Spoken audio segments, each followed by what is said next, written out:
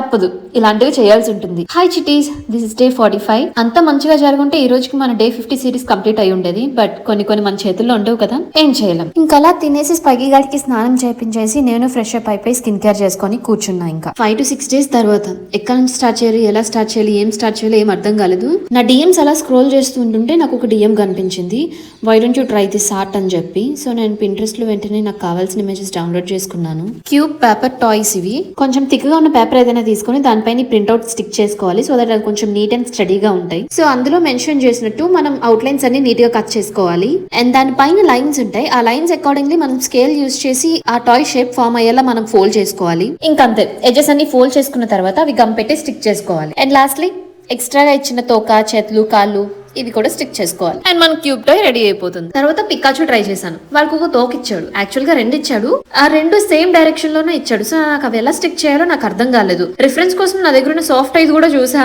కానీ ఇది అవ్వలే, ఇంకా పెట్టలేదు, ఉంచేసా పక్కకి. మధ్యలో అన్నయ్య వాళ్ళు బయటకు వెళ్ళడం, వాళ్ళకి బాయ్ చెప్పేసి మళ్ళీ వచ్చి నేను ఇవన్నీ ఫినిష్ చేసేసా. మీకు కూడా ప్రింట్అవుట్స్ కావాలనుకుంటే టాయ్ అని కమెంట్ చేయండి, I will send you the images to your DM. అంతా ఓకే గానీ ఈ షిన్చాన్ గారి చేతిలో ఏదో పొలంలో దిష్టి బొమ్మకు పెట్టినట్టు ఉన్నాయి. నాకైతే ఆ తోకలేని పికాచు నచ్చింది. పాపం డోరేమాన్ గారిని చేస్తుంటే మధ్యలోనే చిరిగిపోయాడు. And that's it, chitties. Thank you for watching WMB.